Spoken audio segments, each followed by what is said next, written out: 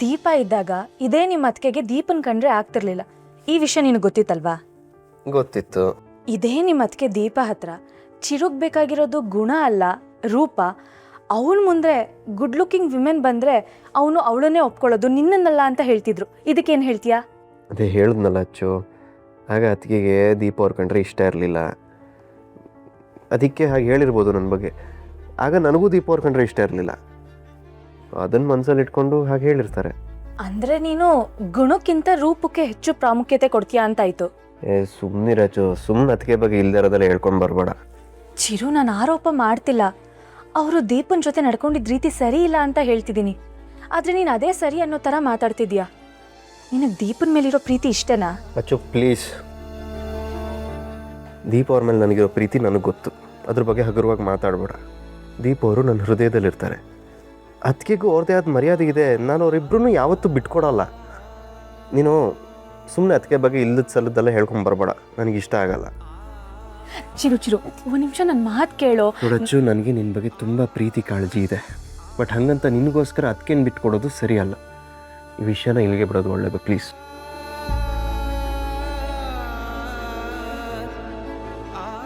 ಅವ್ನು ಯಾವುದೇ ಕಾರಣಕ್ಕೂ ಅವ್ರ ಅತ್ತಿಗೆನ ಮಾತ್ರ ಬಿಟ್ಕೊಡಲ್ಲ. ಅವ್ರ ಅತ್ತಿಗೆ ಬಗ್ಗೆ ಏನೇ ಸತ್ಯ ಹೇಳಿದ್ರು ಅದನ್ನೆಲ್ಲ ಸುಳ್ಳು ಅಂತಾನೆ. ಇದಕ್ಕೆಲ್ಲ ಕಾರಣ ಅವ್ರ ಅತ್ತಿಗೆನೇ. ಅವ್ರ ಅತ್ತಿಗೆ ಮಾಡಿರೋ ಮೋಡಿಯಿಂದನೇ ಅವ್ನು ಹೀಗಾಗಿರೋದು. ಅವನಿಗೆ ಯಾವಾಗ ಬುದ್ಧಿ ಬರುತ್ತೋ, ಅವ್ರ ಅತ್ತಿಗೆ ಮಾತಾಡ್ತಿರೋದು ನಡ್ಕೋತಿರೋದೆಲ್ಲ ಸುಳ್ಳು ಅಂತ ಅವನಿಗೆ ಯಾವಾಗ ಅರ್ಥ ಆಗುತ್ತೋ ಗೊತ್ತಿಲ್ಲ.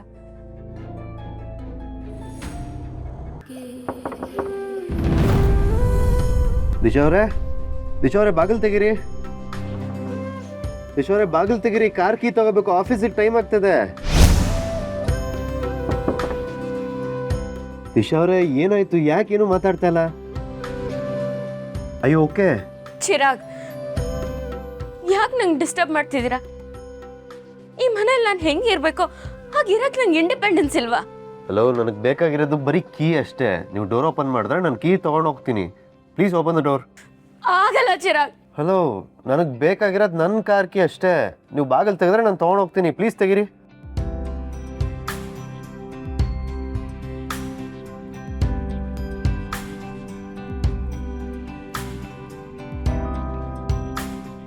ಇಷ್ಟು ದಿನ ದಿಶಾ ಆಗಿ ನಾನು ಆಡಿದ ನಾಟಕಕ್ಕೆ ತೆರೆ ಎಳೆಯೋ ಸಮಯ ಬಂದಿದೆ. ಏನೇ ಆಗಲಿ, ಇವತ್ತು ನಾನೇ ದೀಪ ಅನ್ನೋ ಸತ್ಯ ಹಸ್ಬೆಂಡ್ಗೆ ಹೇಳ್ತೀನಿ.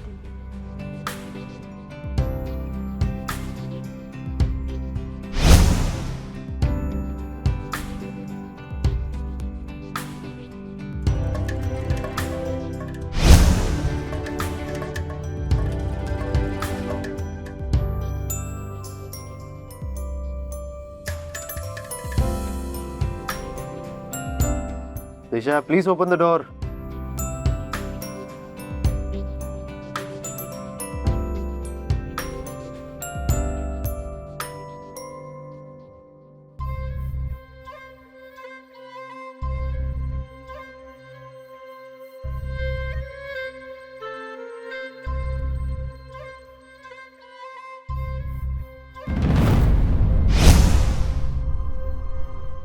ಅಕ್ಕ ನೀವಾ? ಹಸ್ಬೆಂಡು?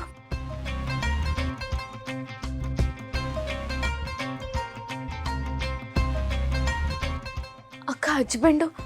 ಅಪ್ಪನ ರೂಮಲ್ಲಿ ಕಾರ್ ಕೀ ಇತ್ತು, ನಾನೇ ಅವನಿಗೆ ಕೊಟ್ಟು ಕಳಿಸ್ದೆ. ಏನಾಗಿದೆ ದೀಪ ನಿನಗೆ? ಅಲ್ಲ, ನೀನು ಈ ರೀತಿ ಇದ್ದು ಅದು ಯಾವ ಧೈರ್ಯದ ಮೇಲೆ ಬಾಗಿಲು ತೆಗ್ದೆ? ಅಕಸ್ಮಾತ್ ಚಿರು ಏನಾದರೂ ನೋಡಿದಿದ್ರೆ ಏನಾಗ್ತಿತ್ತು? ನನ್ನ ಕೈಯಲ್ಲಿ ಆಗ್ತಿಲ್ಲ ಅಕ್ಕ. ನಾನೇ ದೀಪ ಅನ್ನೋ ಸತಿ ಹಸ್ಬೆಂಡಿಗೆ ಹೇಳ್ಬಿಡ್ತೀನಿ. ದಿಶಾಗೆ ನನ್ನ ಕೈಯಲ್ಲಿ ಏನು ಮಾಡೋಕ್ಕಾಗ್ತಿಲ್ಲ. ನಾನು ಸೋತೋಡೆ ಅಕ್ಕ. ಸೌಂದರ್ಯ ನನ್ನ ತಾಯಿ ಆಗ್ತಿದ್ದೀನಿ ಅಂತ ನಾಟಕ ಆಡ್ತಿದ್ರು, ಅದನ್ನು ಸುಳ್ಳು ಅಂತ ಸಾಬೀತು ಮಾಡೋಕ್ಕೆ ನನ್ನ ಕೈಯಲ್ಲಾಗಲಿಲ್ಲ. ಅವ್ರು ಕೆಟ್ಟವರು ಅಂತ ನಿರೂಪಿಸಕ್ಕೆ ನನ್ನ ಕೈಯಲ್ಲಾಗಲಿಲ್ಲ. ಇನ್ಯಾಕೆ ನಾನು ಈ ದಿಶಾ ಮುಖವಾಡ ಹಾಕಿರ್ಬೇಕು ಹೇಳಿ? ನೀನು ದಿಶಾ ಅನ್ನೋದನ್ನ ಮರೆತು ಇನ್ಯಾರ್ದೋ ಮುಂದೆ ದೀಪ ಆಗಿ ನಿಲ್ಲೋದಕ್ಕಾಗಲ್ಲ. ನೀನಿವಾಗ ಹಿಟ್ಟಿರೋ ಹೆಜ್ಜೆನ ಹಿಂದೆ ತಗೊಂಡ್ರೆ ನಿನಗೆ ಮಾತ್ರ ಅಲ್ಲ, ಈ ಮನೆಗೂ ಅಪಾಯ ಇದೆ. ಆ ಸೌಂದರ್ಯದಿಂದ ಎಷ್ಟು ಅಪಾಯ ಇದೆ ಅಂತ ನಿನಗೆ ಗೊತ್ತು. ಪ್ಲೀಸ್ ದೀಪ, ಇಂಥ ಟೈಮಲ್ಲಿ ನನ್ನಿಂದ ಆಗಲ್ಲ ಅಂತ ಹೇಳಬೇಡ. ನೋಡು, ಆ ಸೌಂದರ್ಯ ಚಿರು ಹೆಚ್ಚು ಕಮ್ಮಿ ಮಾಡಲ್ಲ ಅನ್ನೋದಕ್ಕೆ ಏನು ಗ್ಯಾರಂಟಿ?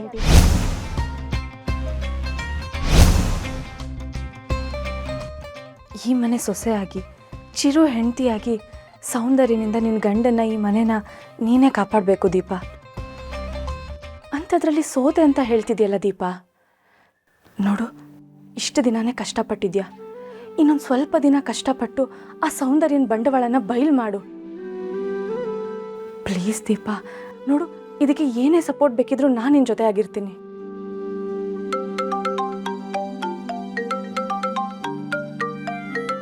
ದೀಪ, ನಿಮ್ಮಮ್ಮ ಫೋನ್ ಮಾಡ್ತಿದ್ದಾರೆ ನೋಡು, ಆರಾಮಾಗಿ ಮಾತಾಡು.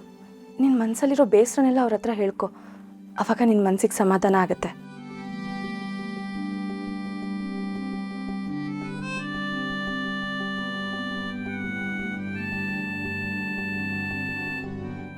ಅಮ್ಮ, ಹೇಗಿದ್ಯಾ ಮಗಳೇ? ಅಮ್ಮ, ನಾನು ಸೋತೋದಮ್ಮ. ಯಾಕಮ್ಮ ಹೀಗೆ ಮಾತಾಡ್ತಿದ್ಯಾ? ಅಂಥದ್ದೇನಾಯ್ತು ಹೇಳು. ದೀಪ ಆಗಿ ನನ್ನ ಕೈಯಲ್ಲಿ ಏನೂ ಮಾಡೋಕ್ಕಾಗಲಿಲ್ಲ ಅಂತ ತಾನೆ ದಿಶಾ ಆಗಿ ಮನೆಗೆ ಬಂದಿದ್ದು. ಆದರೆ ದಿಶಾ ಆಗೋ ನನಗೇನು ಮಾಡೋಕ್ಕಾಗಲಿಲ್ಲ ಅಮ್ಮ. ಸೌಂದರ್ಯ ಮುಖವಾಡ ನನಗೆ ಕಳ್ಸೋಕ್ಕಾಗಲಿಲ್ಲ. ಇಲ್ಲೆಲ್ಲರೂ ನನ್ನ ದೀಪ ಆಗಿ ನೋಡಬೇಕು ಅಂತಲೇ ಬಯಸ್ತಿದ್ದಾರೆ. ಒಂದೊಂದು ಕ್ಷಣನೂ ನಾನು ಏನು ಮಾಡ್ತಿದ್ದೀನಿ ಅಂತಲೇ ಗೊತ್ತಾಗ್ತಿಲ್ಲ ಅಮ್ಮ. ದಿಶಾ ನಾನು ಏನೂ ಸಾಧಿಸೋಕ್ಕಾಗಲಿಲ್ಲ. ದೀಪ ಆಗಿ ನೆಮ್ಮದಿಯಾಗಿ ಬದುಕೋಕ್ಕೂ ಆಗ್ತಿಲ್ಲ ಅಮ್ಮ. ನೋಡು ಮಗಳೇ, ಇಡೀ ಮನೆಯವ್ರ ಭವಿಷ್ಯ ನಿಂತಿದೆ ಅನ್ನೋದನ್ನ ಯಾವತ್ತೂ ಮರಿಬೇಡ. ಎಲ್ಲದಕ್ಕಿಂತ ಹೆಚ್ಚಾಗಿ ನಿನ್ನ ಗಂಡನ ನೀನು ಕಾಪಾಡ್ಕೋಬೇಕು. ಸದ್ಯಕ್ಕೆ ನಿನ್ನ ಮನಸ್ಸಿಗಾಗಿರೋ ಆತಂಕ ಕಡಿಮೆ ಆಗಬೇಕು ಅಂದರೆ ದೇವ್ರನ್ನ ನಂಬು. ಅಲ್ಲೇ ಹತ್ತಿರದಲ್ಲಿ ದೇವಿ ದೇವಸ್ಥಾನ ಏನಾದರೂ ಇದ್ದರೆ ಹೋಗಿ ಹರಕೆ ತೀರಿಸು, ಸರಿನಾ? ಸರಿ ಅಮ್ಮ, ನಿನ್ನ ಜೊತೆ ಮಾತಾಡಿದ್ಮೇಲೆ ಸಮಾಧಾನ ಆಯಿತು. ನಾಳೆನೇ ಹೋಗಿ ಹರಕೆನ ತೀರಿಸ್ತೀನಿ. ಇಡ್ತೀನಿ. ಈಗ ಸಮಾಧಾನ ಆಯ್ತಾ? ಅದೇನೂ ಗೊತ್ತಿಲ್ಲ ಅಕ್ಕ. ಹೋದ ಜನ್ಮದಲ್ಲಿ ನೀವು ನಿಜವಾಗ್ಲೂ ನನ್ನ ಅಕ್ಕ ಆಗಿದ್ರಿ ಅನಿಸುತ್ತೆ. ದೀಪ ಆಗಿದ್ದಾಗ ನನ್ನ ಬೆನ್ನೆಲುಬಾಗಿದ್ರಿ. ಈಗ ದಿಶಾ ಆಗಿದ್ದಾಗೂ ನನ್ನ ಕಾವಲಾಗಿದ್ದೀರ. ನನ್ನ ಕಷ್ಟ ಕಾಲದಲ್ಲೆಲ್ಲ ಯಾವಾಗಲೂ ನನ್ನ ಜೊತೆನೇ ಇರ್ತೀರ.